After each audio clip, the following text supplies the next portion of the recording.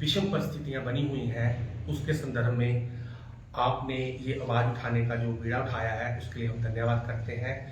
मैं सागर शर्मा, संस्कृत एवं संस्कृति संरक्षण संघ जिला कांगड़ा का प्रभारी एवं प्रदेश कार्यकारिणी का प्रचार मंत्री, आज आपके समक्ष हमारे माननीय जिला कांगड़ा के अध्यक्ष महोदय श्री आचार्य संजीव शर्मा जी हमारे बीच में उपस्थित हैं। हम जो विषम परिस्थितियां इस वक्त चल रही हैं उसके संदर्भ में पूरे प्रदेश में मीडिया के द्वारा मीडिया के साथ अपनी जो बात रखने जा रहे हैं, मैं माननीय अध्यक्ष महोदय जी से विनम्र निवेदन करता हूं कि कृपया वो इस वार्ता को शुरू करें। धन्यवाद। ओम विश्वानि देव सवितर्दुरितानि पराशुभ य भद्रं तन्याशुभः। मैं आप सभी पत्रकार महोदय का हार्दिक अभिनंदन करता हूं कि आपने इस संस्कृत एवं संस्कृति यज्ञ में आहुति डालने के लिए आज यहाँ पर उपस्थित हुए हैं। काफी समय से, पिछले 2-3 महीने से जो सरकार के द्वारा अनर्गल नियम लगाए गए, उसी के उपलक्ष्य में हम यहाँ पर उपस्थित हुए हैं। सरकार ने सितंबर मंथ में एक नोटिफिकेशन शास्त्री भर्ती के लिए जारी की, जिसमें उन्होंने सीएनवी के लिए जो प्रारूप पहले बना हुआ था शास्त्रियों के लिए, तो उसके अनुरूप उन्होंने नोटिफिकेशन जारी की। लेकिन अचानक ही 11 अक्टूबर को एक अनर्गल नियम थोप दिए गए। मैं सरकार से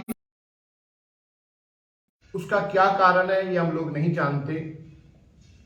सबसे पहली बात है, हम सरकार कह रही है कि एनसीटीई के रूल हम लागू कर रही है, लेकिन मेरे हिसाब से सरकार ने वो आरएनपी रूल प्रॉपर जो 2012 में इन्होंने अमेंडमेंट किए थे, वो सरकार के नुमाइंदों ने भी पढ़े नहीं प्रॉपर तरीके से।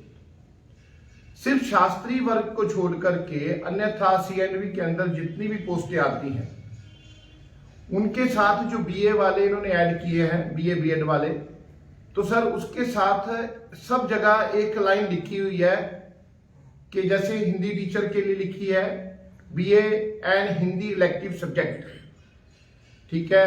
ड्राइंग टीचर के लिखी है एन इलेक्टिव सब्जेक्ट, ठीक है। उसके बाद फिजिकल के लिए लिखी है पीटीआई के लिए, उसके लिए एन इलेक्टिव सब्जेक्ट, पंजाबी के लिए एन इलेक्टिव सब्जेक्ट। लेकिन सर 2012 के अंदर शास्त्री के लिए कुछ नहीं लिखा गया से कि बीए बीएड वाले भी इसमें भर्ती हो सकते हैं।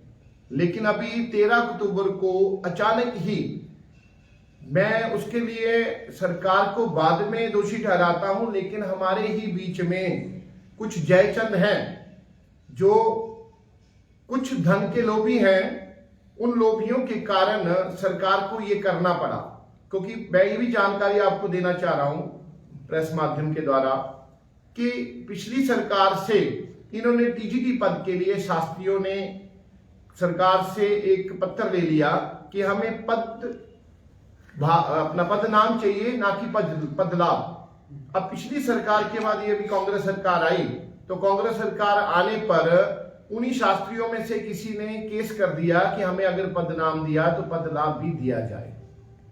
तो मेरे हिसाब से सरकार के पास आनन फानन में उसके विषय में कुछ सिस्टम बना नहीं था, और इन्होंने अचानक ही एक अनर्गल नियम थोप दिया गया जिसको कोई भी जानकारी नहीं है, या उन्होंने विषय की जांच पड़ताल नहीं की, और उसके बावजूद ये लगा दिया गया। लेकिन दुर्भाग्य हम सबका, ये हिमाचल प्रदेश का एक दुर्भाग्य है कि संस्कृत सभी भाषाओं की जननी होने के बावजूद भी हिमाचल सरकार आज के समय संस्कृत को पीछे कर रही है, पछाड़ रही है। तो मैं सरकार से एक अनुरोध करना चाहता हूं कि वैसे हम कह रहे हैं कि संस्कृत हिमाचल में दूसरी भाषा का दर्जा दिया गया संस्कृत को, और अभी आप लोग ये देख रहे हो कि पिछले 3 महीने से शास्त्रियों को निकाला जा रहा है।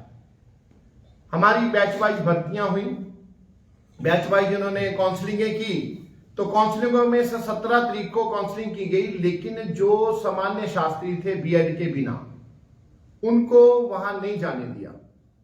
काउंसलिंग में उनको प्रवेश तक नहीं करने दिया, और एकाएक 17 तारीख को शाम को सरकार की तरफ से नोटिफिकेशन आती है कि 18 तारीख की काउंसलिंग को रोक दिया जाए। तो मैं सरकार से ये जानकारी लेना चाहता हूं कि सीएम साहब ने वो 17 तारीख को जो रोकी है उसका क्या कारण था, उन्होंने क्या विचार किया, और विचार करने के बाद जब विधानसभा सत्र खत्म हुआ और एकाएक शाम के समय एक नोटिफिकेशन आ जाती है कि 15 दिन के अंदर वो काउंसलिंग करवाई जाएं, जहां की सरकार को ये पता है, शिक्षा मंत्री को पता है, पूरी सरकार को पता है कि हाई कोर्ट में इसके खिलाफ केस लगा हुआ, शास्त्रियों ने लगा रखा है ऑलरेडी। और सबसे दुखद बात यह है कि हम शास्त्रियों के लिए हिमाचल में कोई भी बीएड का संस्थान नहीं है जहां से हम लोग शास्त्री बीएड कर सके, लेकिन उसके इतना भी जानकारी होने के बावजूद भी सरकार जो है मेरे हिसाब से अनर्गल ये नियम हमारे ऊपर थोप रही है कि आप बीएड वाले हम बैच लेंगे। तो जब शास्त्री बीएड ही नहीं करेगा तो बैच कहां से ले लोगे सर आप? तो इसका मतलब है कोई ना कोई सरकार षड्यंत्र रच रही है। मुझे एक वक्तव्य हमारे माननीय प्रधानमंत्री जी का याद आ रहा है कि अभी पीछे एक प्रेस वार्ता हुई तो उन्होंने एक बड़ी अच्छी बात कही थी, अष्टाध्यायी की बात कही थी। ये बीए वाले, बीए विद संस्कृत वाले शायद अष्टाध्यायी के बारे में कम ही जानते होंगे या कुछ लोग जानते भी होंगे, तो मैं उस बात पे नहीं जाना चाहता हूं। मैं सिर्फ यही कहना चाह रहा हूं कि हमारे प्रधानमंत्री महोदय ने अपना अष्टाध्यायी की बात की और उस अष्टाध्यायी में उन्होंने स्पेशल कहा कि हमारे महर्षि पाणिनि जी के द्वारा जो अष्टाध्यायी बनाई गई, आप मानो ना मानो सर, ये भारतवर्ष जो था अब एक विश्व गुरु हुआ करता था, लेकिन अभी धीरे धीरे मुगलों का राज आया, धीरे धीरे अंग्रेजों का राज आया, जिससे ये हमारी संस्कृति जो गुरुकुलों की पद्धति हुआ करती थी वो समाप्त होगी। मैकाले ने एक नीति बनाई जिसमें गुरुकुल समाप्त कर दिए, और ये कांग्रेस सरकार हमारी हिमाचल प्रदेश में भी शायद वो मैकाले की नीति को अपना रही है कि ये संस्कृति, हम प्रदेश को संस्कृति विहीन ही कर देंगे। आप ये देखिए कि हिमाचल प्रदेश देवभूमि है, और जहां पर देवभूमि है तो देववाणी भी वहां पर बोली जाएगी। तो अब देववाणी को विलुप्त करते हुए हम कहते हैं कि आंग्ल भाषा का प्रयोग कर रहे हैं लोग। आंग्ल भाषा यहां तक कि पहली क्लास से अभी शुरू कर दी इन्होंने 2024 में। अभी जो शिक्षा सत्र बैठेंगे आंग्ल भाषा पहली क्लास से शुरू कर दी है, और सेंट्रल गवर्नमेंट कह रही है कि तीसरी कक्षा से, अभी जो नई शिक्षा नीति है, तीसरी कक्षा से संस्कृत लगाने जा रही है। तो मुझे यही समझ नहीं आता कि प्रदेश सरकार अपना जो केंद्र की सरकार है उससे कोई बिना विरोध रख रही है कि वो हम शास्त्रियों से रख रही है। मुझे इनका पहलू नहीं समझ आ रहा। हमने कई जगह बारंबार आप देखो, जो कोई केस हाई कोर्ट में लगता है तो सरकार उस पर एक निश्चित रूप से बंद लगा देती है कि हाई कोर्ट में चल रहा है तो हाई कोर्ट का जो फैसला आएगा उसके अनुरूप ही हम इसको रखेंगे। लेकिन हाई कोर्ट केस चलने के बाद मुख्यमंत्री ने बैच वाइज काउंसलिंग हुई, उसको रोक दिया गया, और विधानसभा सत्र के बाद मेरे हिसाब में सर ये चीज आती है कि हमारी सरकार दोगली नीति खेल रही है। इन्होंने क्या किया, विधानसभा सत्र को चलाने के लिए, धर्मशाला में जो तपोवन में सत्र हुआ उसको चलाने के लिए कि वहां पर शास्त्री लोग इकट्ठे ना हो जाएं या कोई वहां पर धरना प्रदर्शन ना हो, तो क्यों ना उसको शांति में ढंग से चलाया जाए। सरकार की ये नीति रही, और उन्होंने क्या क्या आनंद फानंद में उसको स्थगित कर दिया। 18 तारीख की काउंसलिंग नहीं हुई, और जैसे ही विधानसभा सत्र समाप्त हुआ तो आपने देखा होगा कि उसी दिन सायंकाल को सीएम साहब ने नोटिफिकेशन जारी कर दी कि जो भर्तियां रुकी हैं उनको जल्द से जल्द पूरा किया जाए। तो हाई कोर्ट में ऑलरेडी केस लगा हुआ है, उसके बाद भी वो ये चीज कर रहे हैं। तो मेरे हिसाब से वोट बैंक इकट्ठा ही कर रहे हैं और कुछ नहीं कर रहे हैं, क्योंकि अगर आप ये देखिए जो शास्त्री बंधु हैं, मैं सिंपल एक बात तो फिर और ये बताना चाहता हूं आपको कि शास्त्री की परिभाषा थी शास्त्रम अध्येते वेति वा सा शास्त्री। आप देखो शास्त्रम अध्येते मतलब कि जिन्होंने शास्त्रों का अध्ययन किया हुआ है।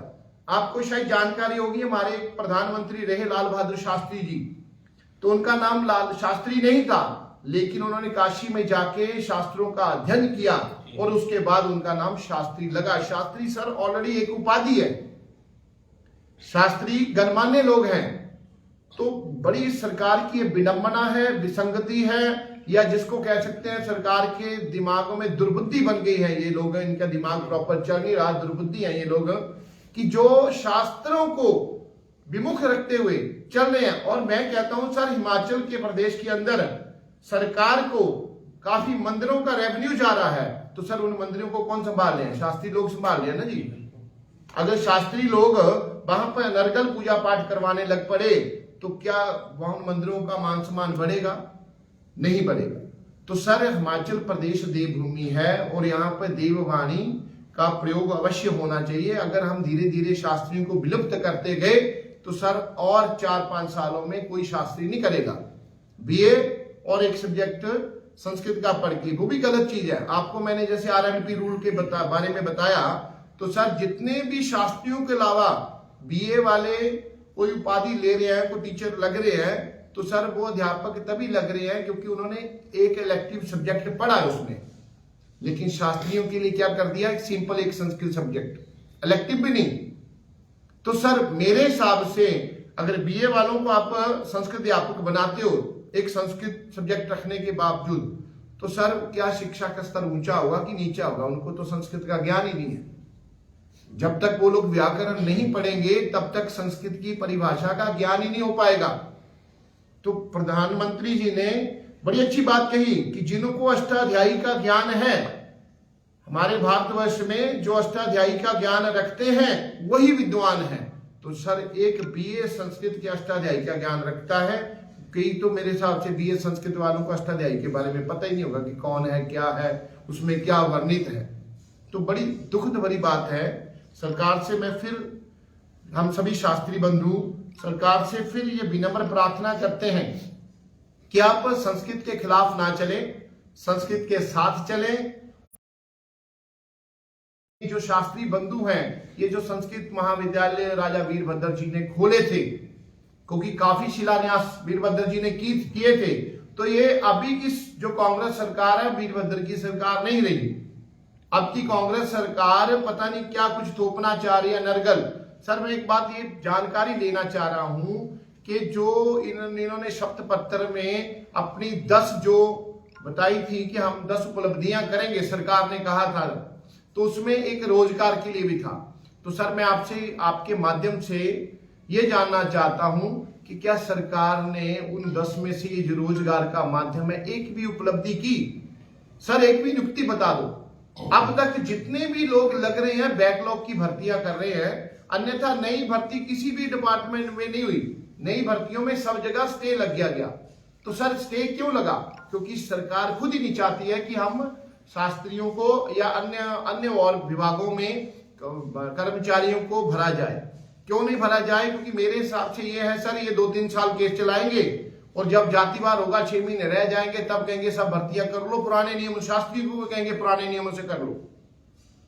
लेकिन अभी इनका पता नहीं क्या विचारधारा है, क्या इनका मन की चीज है, क्या अपने इनके मनों में चल रहा है, इसका मुझे कुछ नहीं पता। लेकिन मैं ये कहता हूं, ये मैकाले नीति को और ये जो अपना मुगलों ने हमारे ऊपर नीतियां थोपी थी, उनको हटा करके सरकार समन्वय तरीके के साथ, जो सही तरीका है, शास्त्री बंधुओं को बिठाए, उनके साथ विचार विमर्श करे।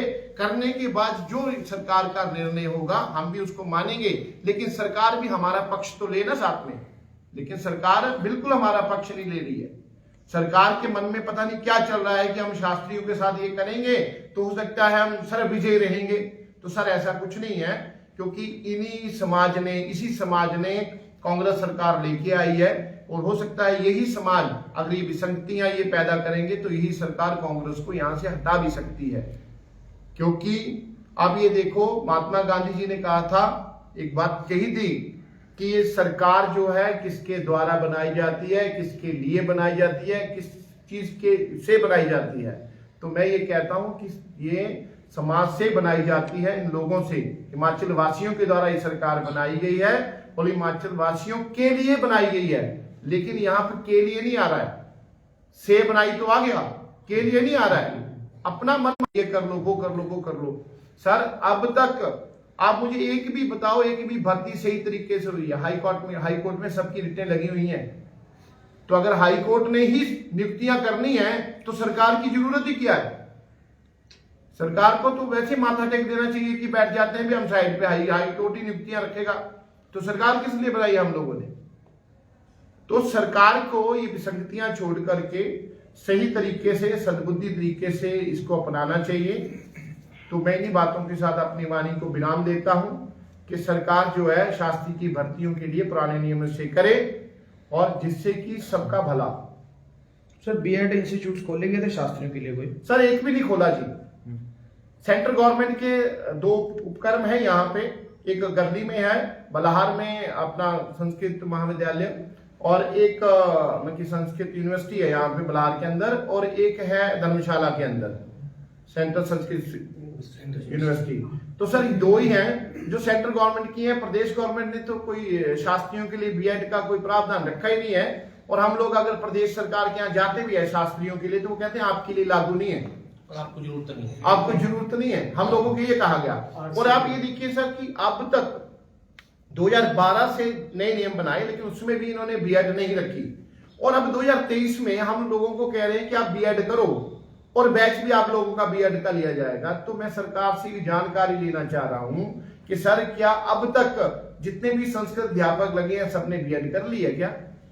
सर इंफ्रास्ट्रक्चर चाहिए ना, पहले सरकार को चाहिए पहले इंफ्रास्ट्रक्चर बनाए, बनाने के बाद फिर भर्तियां करें। लेकिन सरकार के पास कोई भी इंफ्रास्ट्रक्चर नहीं है बीएड का। और जो टीचर अब तक लगे हैं, संस्कृत अध्यापक लगे हैं, उनमें में भी जिन्होंने ये विद्यापीठ में या सेंट्रल यूनिवर्सिटी में शायद किसी ने बीएड कर ली है, अन्यथा सबकी हिंदी माध्यम से होगी। बाकियों की तो जिन्होंने की है ना अन्य राज्यों से भी की है, क्योंकि हिमाचल प्रदेश शास्त्रियों को बीएड नहीं करवाता, लेकिन अन्य राज्य जो करवाते भी हैं तो वो भी सर हिंदी माध्यम से किया है, ना कि संस्कृत माध्यम से। तो मैं ये कह रहा हूं सर कि शास्त्रियों पे कुठाराघात क्यों, ये शास्त्रियों के प्रति दोगली नीति क्यों? कि इनको पता है कि बीएड तो कोई शास्त्री है नहीं है, जो बोला नहीं सही तो कैसे करते? अगर है ही नहीं है शास्त्री, बीएड है ही नहीं है, तो सर भर्ती कैसे होगी फिर? तो अभी अचानक ये अनायाप थोपड़े अन्याय हमारे से कर रहे हैं। तो मैं फिर सरकार से पुनः ये गुजारिश करता हूं, क्योंकि अभी हमारे द्वारा ये सरकार बनाई गई है, हमने इनको सीटों पे बिठा दिया है, तो सर 5 साल तो हमें झेलना पड़ेगा इनको। तो ठीक है, जी ठीक है, शुक्रिया, धन्यवाद।